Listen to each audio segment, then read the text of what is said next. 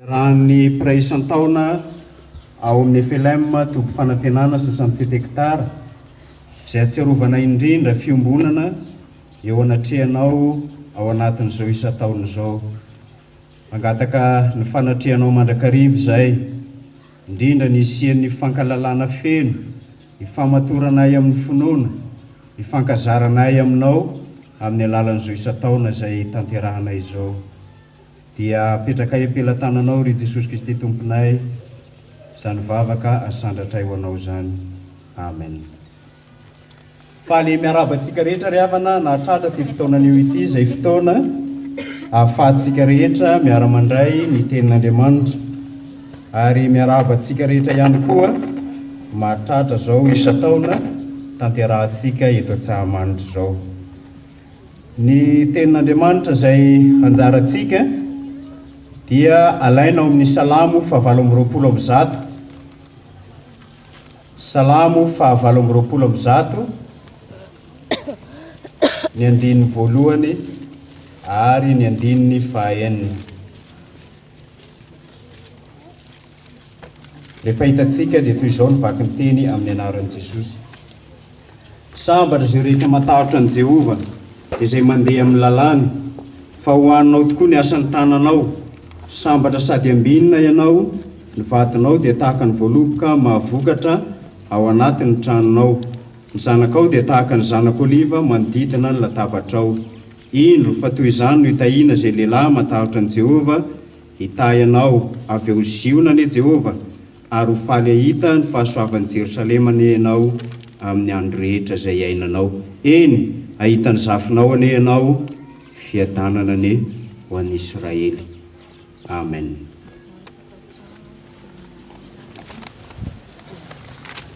Efa resahantsika ry havana ao anatin'ny iray volana katroka ny fampianarana momba ny fanambadiana voatahy manompo amin'ny fitiavana. Ao anatin'ny iray volana no anarahantsika azy, fa ny anio kosa no jerentsika dia ny atao hoe tokantrano voatahy. Ny tokantrano voatahy. Ny fitahiana raha raisitsika avy amin'ny teny fototra, ny teny hebreo zany, izay adikany hoe bereka, izay adikany teny dia adikany teny anglisy hoe benefit, na tombotsoa ny dikany, na dia hita taratra ao anatin'ny teny anglisy koa azany hoe blessing. Fa ny andikana azy avy amin'ity teny hebreo ity dia benefit, na tombotsoa zany. Ka eto zany fitahiana dia entina iresahana ny tombotsoa manokana ao amin'ny tokantrano anankiray izay noraisina ampelantanan'Andriamanitra ao anatin'ny fanambadiana. Ny hoe tokantrano iray dia manondro ny fiainan'ny fanambadiana izay rahan'ny ray aman-dreny sy ny zanaka miara-monina ao anatin'izany tokantrano izany. Araka io famaritana io ry havana dia manana anjara toerana lehibe eo amin'ny fiainan'ny fiarahamonina. Eny, ao amin'ny fiainan'ny fiangonana aza ny atao hoe tokantrano sy ny fanambadiana. Nahoana no manana anjara toerana lehibe ao amin'ny fiainan'ny fiarahamonina sy ny fiangonana tahaka izany ny fanambadiana? Satria miainga avy ao amin'ny tokantrano ao ny fototra iorenan'ny fiarahamonina rehetra. Enina dia ny firenena aza izay mitatra mankaty amin'ny fiangonana izany. Azo lazaina fa ny tokantrano milamina sy mandroso ny fototra tsara indrindra eo amin'ny fiainan'ny zanak'olombelona izay mampisy izany fitahiana na tombotsoa manokana raisina ampelantanan'Andriamanitra izany. Tsapanay fa mandalo fotoan-tsarotra ny fiaina tokantrano maro amin'izao fotoana izao. Ao ny vanim-potoana izay iainantsika amin'ny fandrosoana na ny fanatotoloana, izay miteraka tsy fitoviam-pijery na eo amin'ny fiainan'ny mpianakavy, na mahatonga ny tanora na ny ankizy izay biazina ao amin'ny tokantrano hanilika ny ray aman-dreny ho lazaina fa tsy maraka toetrandro izy. Ao koa ny krizy maro samihafa iainan'ny fiainam-panambadiana zay matetika io no miteraka disadisa ao amin'ny fiainam-panambadiana.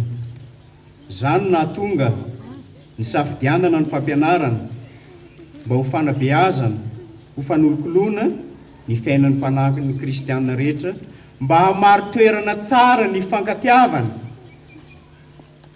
ao amin'ny mpivady sy ny ankonany, ka ho tanteraka tokoa ny hoe tokantrano voatahy. Maritsika eto am-boalohany fa ny hoe tokantrano voatahy dia tokantrano mamelan'i Jesosy hiditra ao amin'ny tokantranony, mamelan'i Jesosy handray anjara amin'ny fiainany. Izay olona mandray an'i Jesosy ho fehizoro ao amin'ny tokantranony zany dia olona miray fo ao amin'ny fanambadiana, ary zany tokantrano tsy manana an' Jesosy zany kosa dia manakana an' Jesosy tsy asa ao amin'ny tokantranony, izay mitondra alahelo zany fiainany zany. Fizarana telo no entsika miresaka ny amin'izany tokantrano voatahy zany amin'ity fampianarana ity. No jerentsika voalohany dia ny amin'ny hoe fototry ny fanambadiana araka ny nanorenan'Andriamanitra azy, ary jerentsika faharoa ny fifandraisam-pivady ao amin'ny tokantrano. Ahoana ny fomba hifandraisany mba maro toerana ny fankatiavana ao amin'izany tokantrano zany. Ary ny farany dia ny fifandraisan'ny ray aman-dreny sy ny zanaka ao amin'ny tokantrano, izay tazana ankehitriny fa lasa nisy disadisa ao anatin'izany. Ho jerentsika voalohany ary ny fototry ny fanambadiana araka ny nanorenan'Andriamanitra azy. Ny fanambadiana dia tsy hafa fa fikambanan'ny olona anankiroa lahy sy vavy izay akamban'Andriamanitra amin'ny fitiavana mba hanorina tokantrano ho fampitomboan-taranaka. Zava-dehibe ny fanambadiana satria fototry ny fiarahamonina rehetra eto amin'izao tontolo izao zany. Ary eo amin'izany fanorenana ny tokantrano ampelantanan'Andriamanitra zany dia misy ny atao hoe fitiavana. Nefa ny fitiavana izay lazaina eto dia ilay fitiavana agape, izay mampifamatotra indrindra ny olona anankiroa akamban'Andriamanitra ho iray ao amin'ny tokantrano izay misy azy. Misy ihany ny teny hebreo izay atao hoe aheva, izay milaza ny intimité misy eo amin'ny olona anankiroa mifankatia.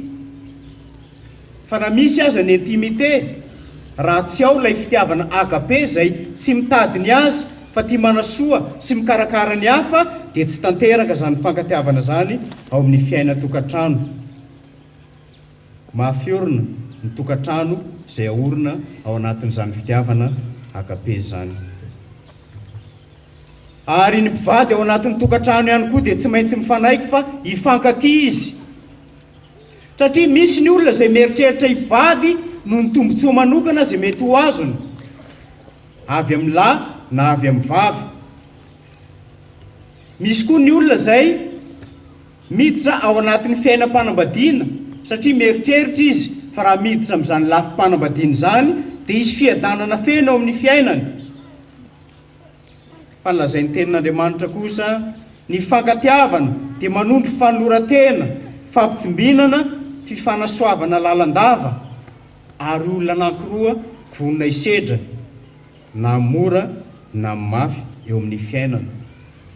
Ary tsy vonona isedra ny mora sy ny mafy fotsiny, fa olona izay tsy hifandao, tsy hifanary, na mora na misarotra, hiara-monina sy hifanampy tsara ao amin'ny tokantrano. Raha indray dia tazana ny fiaina tokantrano ankehitriny izay miara-monina ihany fa tsy misy ny fifanampiana, miara-monina ihany saingy tsy mifanohana, miara-monina ihany saingy tsy mifanolo-tena. Tazana ohatra amin'ny fiainana eny ambanivohitra, ramatoa anankiray izay sady matsaka rano no maka kitay, fa ny vadiny avy miasa dia mitsilailay eo ambony fandriana izy, izay manondro tsy fisian'izany lamina tsara rindra ao amin'ny fiaina tokantrano zany.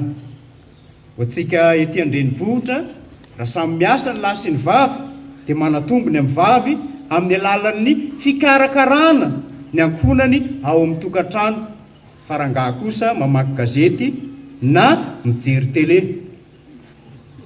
Io fanekena mafiorina ao amin'ny mpivady io nefa no miteraka adidy sy andraikitra na ho any an-daniny na ho any ankilany zany. Ary ny fanatanterahana zany filaminana tsara rafitra zany mafiorina ny fifandraisana ao anatin'ny tokantrano, mampisy communication tsara eo amin'ny mpivady. Ny mpivady zay voatay eo amin'ny fanamadina ry havana dia mpivady zay miara-mientana mandrakariva eo amin'ny lafiny rehetra ka hanasoa ny ankohonana izy. Zany mahavoatay azy, tsy hoe noho izy mifankatia fotsiny fa izy manabe ny ankohonany ao amin'ny fiaina tokantrano. Voalazan'ny Lotera fa zava-tsoa manokana avy amin'Andriamanitra ny fanambadiana, ary asa tsara nataon'Andriamanitra ny fanambadiana satria zava-masina io ary tsy maintsy hajaina sy kolokoloina fatratra. Ao amin'io fanambadiana io ihany koa no anohizan'Andriamanitra ny asa mpamoronana zay nataony eto amin'izao tontolo izao mba hisian'ny fitohiza-taranaka. Na dia zany aza, ny olona zay vady dia olona zay miaina ao amin'ny tontolo na nefy ny saina sy ny sitrapo ny fomba fijery zay mety mahasarotra ny fisian'ny fifandraisana lalina ao amin'ny mpivady. Maritsika ty ambolohany anefa fa tsy hoe hisy fahasambarana hatrany na fahatanterahana feno no misy eo amin'ny tokantrano, na koa hisy ny fifaliana tonga lafatra mandavataona eo amin'ny fiainan'ny mpivady satria voatay izy. Fa ao amin'ny tokantrano mpivady dia tsy maintsy misy ny madilana zay tsy maintsy ho tetenana, ary tsy maintsy misy ihany koa zay tsy maintsy lazaina satria tsy mitovy ny fiarahamonina ara-panabeazana. Tsy midika akory zany fa tsy manatrika ny tokantrano mpivady Andriamanitra satria misy olana ao, na hoe tsy voatay ny tokantrano mpivady satria misy ny olana majinijinika ao amin'ny fiainam-panambadiana. Fa Andriamanitra ry havana dia manangana soa ho an'ny tokantrano mandrakariva ao amin'ny fiainam-panambadiana, na misy azy ro voalazantsika teo aloha reo. Zava-dehibe araka izany ny fisian'ny fankatiavana zay fototsy ny fitahiana ao amin'ny fanambadiana, mba tsapahan'ny tokantrano rehetra fa tena voatany tokantrano satria mahazo fifaliana ao amin'ny tokantrano izy, na dia tsy ampy aza ny zavatra ilainy mba hoentiny monina amin'izao tontolo izao. Ny faharoa dia ny fifandraisan'ny mpivady ao amin'ny tokantrano. Zava-tsoa manokana no men'Andriamanitra ny olona talohan'ny fahalavona ny fanambadiana, ary ny fanambadiana dia maneho ny fitiavan'Andriamanitra amin'ny olona anankiroa zay antso sarobidy mahatonga azy ao anatin'izany fanambadiana izany. Satria antso izy dia tsy maintsy arovan'ny mpivady, zany antso avy amin'Andriamanitra zany. Satria Andriamanitra zay nanorina ny fanambadiana dia Andriamanitra zay tsy miova, Andriamanitra zay tsy mivadika, ary zany koa tsy maintsy hiainan'ny mpivady ao anatin'ny fiaina-tokantrano. Tsy hoe raha misy olana kely dia miteny ramatoa hoe andaontsika hisaraka, na hoe misy tsy fitovizan-kevitra kely dia hiteny rangahy hoe ariko anao satria tsy manaraka zay tiako atao. Fanambadiana mandeha any amin'ny fahampitehana zany ry havana. Fa ny tena manana anjara toerana lehibe ao amin'ny fikarakarana ny tokantrano dia ao ny vehivavy zay manabe ny ankohonany, mihevitra ny amin'izay ahasoa sy hampandroso ny tokantranony. Voalaza amin'ny Genesisy 7:20 zany. Ary toy izany ihany koa ny lehilahy, zay lehilahy mahavita andraikitra sy adidy ao amin'ny fiaina-tokantranony. Eo amin'ny mpivady ry havana dia ilayntsika mandrakariva ny maneho fomba fiteny na maneho fomba fihetsika zay maneho fitiavana amin'ilay olo-tiany zany. Raha nandeha namonjy synode lehibe tany Toliary zay dia niaraka tômôbila misy maromaro tao anatin'izany fiara zany. dia nyresaka ny amin'ny fifankatiavana ao anatin'ny tokantrano na ny atao hoe fanehoam-pitiavana amin'ny alalan'ny teny sy fihetsika amin'ny mpivady. Rehefa vita ny dinidinika nataonay dia hoy aho hoe samia miantso ny vadiny amin'izay. Dia hoy ilay voalohany tamin'ny vadiny, manahoana ky séri? Dia ozy ilay vadiny hoe nanomboka oviana indray ianao ny antso aho hoe séri. Ny antso indray ny faharoa, manahoana ky séri? Fa ozy pasteur Denis hoe atao séri ho ny fiantsonanao manomboka androany. Ary ny fahatelo dia ny antso hoe ahoana séri? Dia hoy ny vadiny hoe aiza ianao zao? Io ilay mpivady maneho fihetsika sy fomba fiteny zay manintona mandrakariva ka isian'ny famatorana ao amin'ny fifankatiavana. Matetika mantsy dia efa rotina ny fiainam-panambadiana, rotina tahaka izany ihany koa ny fitiavana, ka tsy misy teny mamontsony fa ny elahy sy ny ndry no manjaka. Tsy hain'ny olona tsony ny manao appréciation na ny langage d'amour ao amin'ny fiainam-panambadiana, araka ny voalazantsika teo, na ny malala na ny séri izay mivadika anarana hafa zany. Ny fandehanana amin'ny rotina tahaka izany ry havana dia tena mahatonga elanelana eo amin'ny mpivady, ary mahatonga ny fitiavana hangatsika satria tsy mahay manao appréciation amin'ny vadiny ny anankiray na ny andaniny. Tsy izahay ty fa resako ihany. Fa indraindray ny vehivavy mba mijery fitaratra, miomana andeha hiasa na hivoaka, dia tsy hitan'ny lehilahy fa tsara ny vadiny na ny fiaingony na ny fombany. Fa raha tsy hitanao tahaka izany izy dia misy olona hafa izay tsy maintsy hiteny aminy hoe tsara zany fiakanjonao zany, tsara zany endrika isehonao zany. Aza vela olona hafa ry havana ny hanome appréciation ny vady izay tianao fa ianao no miteny azy.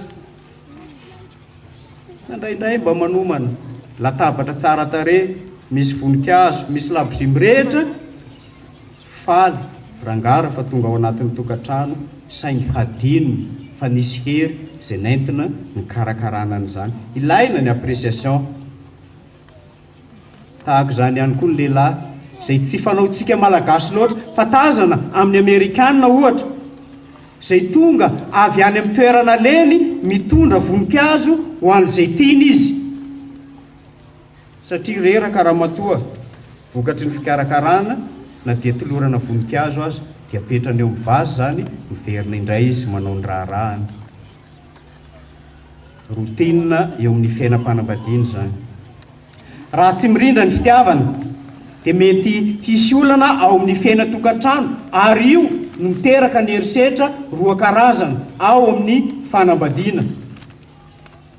Ny herisetra voalohany dia ny herisetra atao amin'ny vehivavy. Ny herisetra atao amin'ny vehivavy matetika dia herisetra ara-batana izay miteraka fangirifirian'ny nofo zany. Ohatra amin'ireny ny vono, ny tsy fanomezana vola, ny tsy fikarakarana, ny fandaozam-bady.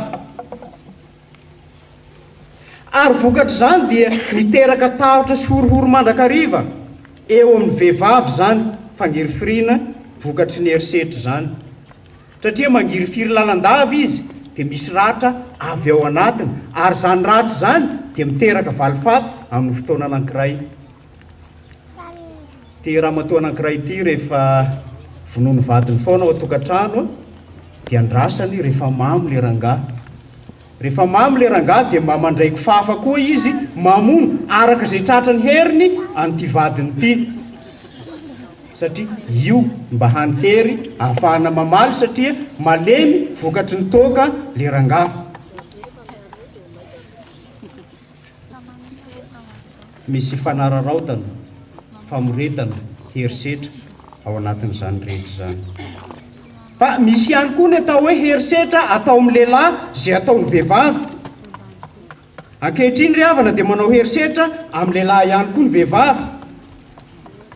Ary ny herisetra ataon'ny vehivavy no tena mangirifiry, satria ny herisetra ataon'ny vehivavy dia herisetra ampietseham-po ara-tsaina atao amin'ny alalan'ny fomba fihetsika sy ny fomba fiteny manehoana azy. Fanteneny tao am-piangonana ihany mba falifaly rangahy tonga avy any amin'ny aleny. Ahoana kisery? Tsy mamaly le ramatoa. Angaha ialahy marary. Asa? Io lay herisetra amin'ny alalan'ny fihetsika na fomba fiteny na miditra ny tokantrano vehivavy anankiray tsy be resaka. Vehivavy anankiray tomaly kendrika ny vatanana ao amin'ny tokantrano. Ary io karazana herisetra anankiray io dia nisan'ny herisetra zay mahatonga ny lehilahy tsy ho tamana ao anatin'ny tokantrano. Fa misy ihany koa izay karazana herisetra amin'ny alalan'ny fitiavana ady zay atao amin'ny vady. Amin'ny bolana toko faraika amin'ny roapolo andininy fahasivy dia lazainy eo hoe aleo mitoetra ao anjoron'ny tapo-trano toy izay iray trano amin'ny vehivavy ty ady. Na ny bolana toko fahafito amin'ny roapolo andininy fahadimy ambin'ny folo. Tahaka ny fijononoky ny ranorana be ny vehivavy ty ady. Trano hoe gidragidra foana tsy misy fiafarany raha tsy mandritra ny herinandro, zay vao afaka miombona. Satria manao otro-po amin'ny alalan'ny herisetra vokatry ny fihetseham-po ny vehivavy. Marina ry havana, fa raha esorintsika ny litera ray ao amin'ny teny hoe mpivady, ny litera V zany, dia lasa miova ny heviny. Ny mpivady lasa mpiady. Zany hoe tsy olona mpifankatia intsony fa lasa olona mpifahavalo. Zao nefa ny teny ray aman-dreny anankiray raha milazany amin'izany ady mivady zany izy, dia hoy izy hoe aza tenenina hoe miady ny mpivady fa atao hoe mifananatra izy. Ka raha mba misy ny hevitra tsy itovizanareo ao amin'ny tokantrano dia aza miady fa mifananara. Olana mety hitazantsika ihany koa ry havana ao anatin'izany olana ao amin'ny tokantrano zany ny mety tsy fisian'ny fahafaha-po ka mety miteraka fitsangatsangana na eo amin'ny lahy na eo amin'ny vavy. Misy mpivady, reto mpivady reto dia nifanaraka tsara, fa raha misy fotoana zay mety mahasolafaka ny anankiray dia ilay rangahy ametraka katsaka ao amin'ny saronan-karona anankiray. Ary ramatoa kosa dia ametraka tsaramaso ao amin'ny ronan-karona anankiray. Rehefa vita ny herintaona dia mifanaraka izy hoe andao sokafana amin'izay ilay saronan-karona. Ny an'ilay rangahy no nivoahana voalohany, enina ny katsaka tao anatiny. Toy ilay rangahy mifona aneny fa tena solafaka dia inenina any namadika anao. Jerenany an'ilay ramatoa tsy nisy na dia ray aza. Toy ilay rangahy hoe tsara fanaty vadiko ty mifona aneny. Toy ilay rangahy hoe zaho no tena nanao heloka be indrindra satria ilay tsaramaso natokontsika tamin'ny atoandro iny, iny ny anahy iny.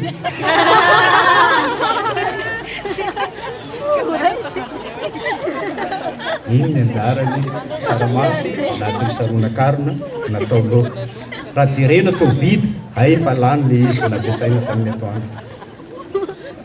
Mpanoratra anankiray Michel de Beauchamp teny hoe ny fanambadiana hoy izy dia tahaka ny vorona ao anaty kazy. Ny ety ivelany te hiditra, ary miditra te hiala, ary ny tafiditra te hivoaka.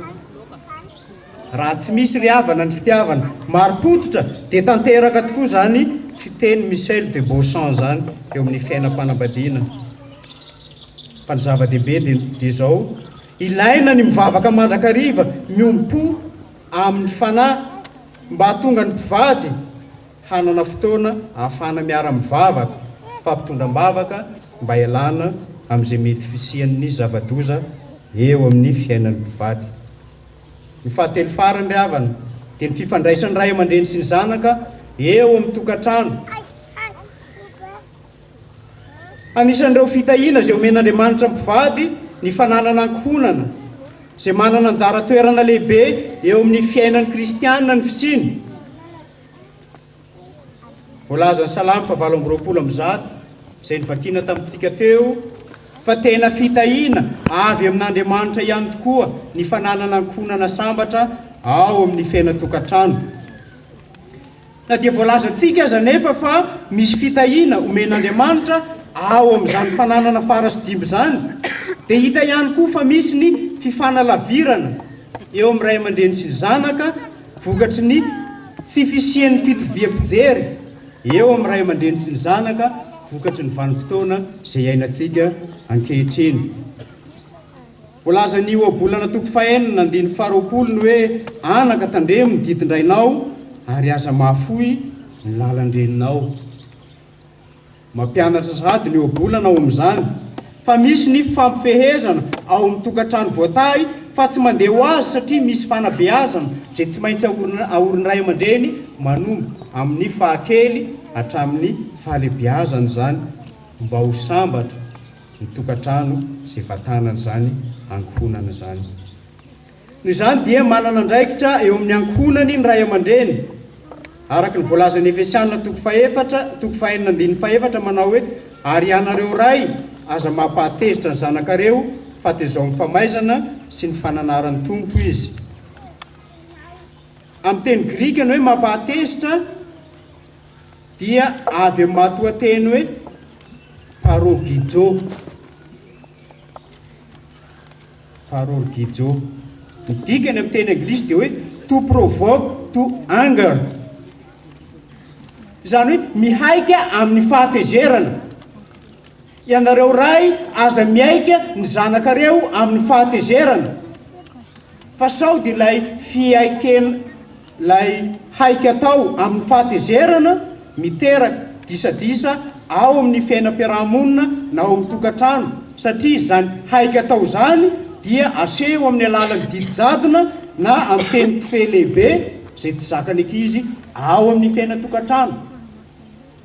Efa tazan'ny Paoly sahady zany haika mety ataon'ny ray aman-dreny eo amin'ny zanany zany ka miteraka résistance eo amin'ny ankizy izay beazina ao amin'ny tokantrano. Fa ao anatin'izany fanabeazana zany dia misy ny atao hoe ray filamatra. Ny ray filamatra dia ny ray izay première responsable ao amin'ny ankohonany ka tsy manilika ny andraikitra mivavy fa samy manana ny andraikitra izay nomen'Andriamanitra azy ao amin'ny tokantrano ny tsirairay.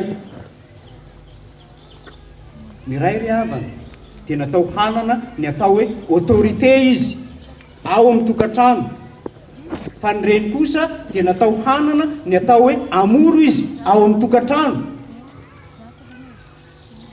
Ary matetika raha mifamadika zany dia misy fahasarotana ao amin'ny fiaina-tokantrano na ny fanabeazana, satria matetika dia tsy hain'ny ray ny manome fitiavana na amoro ny zanany, fa raha manome izy dia ny materiel no solon'ny fitiavana amin'ny alalan'ny fividianana ny zavatra izay tiany ankizy mba hoentina maneho fitiavana.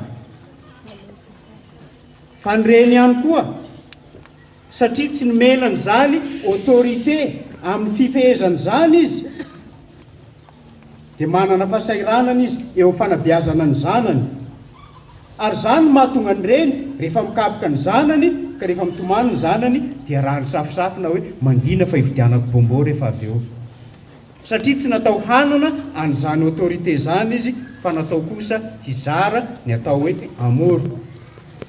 Ary io ny fahasarotana mitranga amin'ny atao hoe reny mitoetra irery na ny ray mitoetra rery, satria sady maka ny anjara toeran'ny lahy amin'ny fanabeazana izy, ny maka ny anjara toeran'ny vavy eo amin'ny fanabeazana.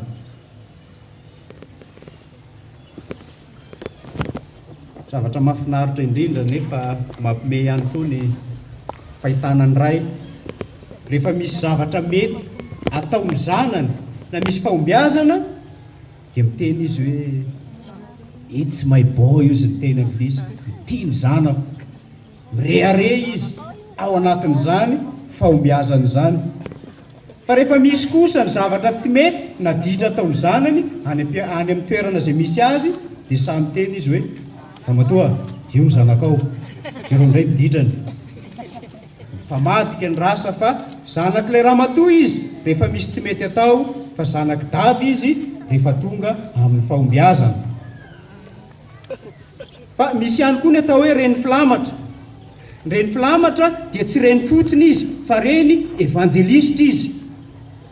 Zany hoe reny izay manabe ny ankohonany sy mitaiza ara-batana ary ara-panahy ao amin'ny tokantrano. Io no atao hoe reny filamatra. Fa raha iverenantsika na idirantsika ny ao amin'ny fiainan'ny tanora ankehitriny dia mampianatra ny tanora koa mba ho tanora filamatra ny baiboly ao amin'ny Efesianina 4:1 anaka manekeny ray sy ny reninao amin'ny tompo fa marina zany, manajany rainao sy ny reninao fa izany didy voalohany misy teny fikasana mba hita soa ianao sy ho maro andro ambonin'ny tany. Toa hadininy ankizy ankehitriny zany fisian'ny lamina napetrak'Andriamanitra ao amin'ny tokantrano zany, ka maro toerana ny fanajana ny ray aman-dreny mba hiteraka vokatsoa, vokatry ny fitahiana sy ny teny fikasana sy omen'Andriamanitra zany. Ankehitriny vokatry ny fanatotoloana misy eo amin'ny tanora dia matetika mihevitra ny tanora fa lany andro ny fitaizany ray aman-dreniny satria tsy maraka toetrandro intsony ny ray aman-dreny, ary satria tsy maraka toetrandro izy dia omena anarana hoe bainina sy gôfy. Tsy maraka toetrandro dia omena an'izany anarana zany. Rehefa nijereko amin'ny dictionnaire dia tsy hitako mihitsy ny heviny na ny dikany. Fampianatra fonina mpianatra taloha dia niteny izy ny dikany io izy dia mahamenatra ny dikany. Ary matetika dia misy ny fifandonana eo amin'ny zanaka sy ny ray aman-dreny satria manana toe-tsaina te hanohitra sy te hisongadina mandrakariva ny ankizy. Ary misy aza ny mitsara sy manameloka ny ray aman-dreny amin'izay fomba hitatana ny ray aman-dreny ny fiainany ao amin'ny tokantrano. Rehefa manana toe-tsaina te hanohitra ny ankizy, revolte zany, na manana toe-tsaina te hisongadina izy, dia asehony amin'ny fomba hita maso na amin'ny alalan'ny fihetsika zany. Ohatra ny fanaovana hety volo mahatsikaiky, rina ny sisiny, atsangana ny ao amboniny, asiana gel ary lokona mba ilazana ny hoe maraka toetrandro izy. Tahaka izany ihany koa ny fanaovana jeans vaovao izay goahana no alikany sy ny aty afarany ety mba hitondrana ny fanoherana ny ray aman-dreny hoe ity ny lamaody tena izy, ka noho izany dia goahanay ilay jeans vaovao izay nividinao satria ity no ilain'ny toetrandro fa ilay niresahanao tsy izy. Rehefa sarotra ihany ny heritreritra fa misy ray aman-dreny hividy jeans gogoga ho an'ny zanany ka hampitanjaka azy. Ary misy ihany koa ny fanehoan'ny zanaka amin'ny alalan'ny fanaovana t-shirt izay mety misy teny ratsy na karandoha na sarina devoly. Indrindra fa ny fisian'ny lainga sy ny fitaka marivo-tototra ao amin'ny fiaina tokantrano. Ny ray aman-dreny raha izy dia efa niaina talohanareo mahalala ny fitapitaka izay mety ataonareo ao amin'ny tokantrano na dia tsy miteny aza izy. Hainy io, mety efa niainany nefa fantany ihany koa vokatry ny fahamatorana izay ananany. Sasany izao fantatra fa mody hariva satria lasa mampiaraka any amin'ny toeranany izy dia mamorona hoe avy nianatra izay. Fantatry ny ray aman-dreny ihany na ny paoziny satria rehefa miverina avy any izy falifaly lalandava tonga ao an-trano. Inona mahafalifaly an'ity? Hay zavatra hafa ny ainany fa tsy nianatra izy. Santionana amin'izay mety tsy fanajana ray aman-dreny zany. Fa ny zavatra azo adino dia ao amin'izay tontolo misy atsika, ao amin'ny fanabeazan'ny ray aman-dreny, ao indrindra ny tontolo anomezan'Andriamanitra fitahiana ho an'ny tanora, ao indrindra no amola volan'Andriamanitra ny fiainam-pahatanjorana mba hahafahana miditra amin'ny fahamatorana rehefa hiditra any amin'ny fiainam-panambadiana. Ry havana, nampianarana antsika ity fampianarana ity mba hatsapahantsika tokoa fa misy ny tokantrano izay voatà satria tokantrano manana an'Andriamanitra izy. Misy ny tokantrano voatà satria tokantrano miorina amin'ny fitiavana. Misy ny tokantrano voatà satria tokantrano feno fiadanana izy. Anjarantsika tsirairay avy ny manamarina na mahatonga n'izany tokantrano voatà zany ho maro-toerana eo amin'ny fiainan'ny fiarahamonina misy atsika. Satria ny tenin'Andriamanitra mampianatra ary isika koa tokony mampiatra. Fa izay voalaza ny tenin'Andriamanitra dia tokony hiainana, ary izay voalaza ny tenin'Andriamanitra dia tokony hampiharina mba hiteraka fitahiana sy fiadanana ao amin'ny tokantrano sy misy atsika tsirairay avy. Amen. Vavaka isika ry havana. Saotranao izay Jesosy ny amin'ny fampianarany amin'ny tokantrano voatà tamin'ny teny hoe te mba ho tena ray filamatra tokoa ny ray rehetra, ary ho teny reny filamatra, tena ho reny filamatra ny reny rehetra, ary ho tanora filamatra ny tanora izay kristianina tokoa. Mangataka aminao izay ny hamaro-toerana ny fankatiavana sy ny fiadanana ary ny fitahiana izay nomenao amin'ny fiainana tokantrano. Ianaranao ry Jesosy Kristy tomponay, mametrahana izany vavaka izany. Amen.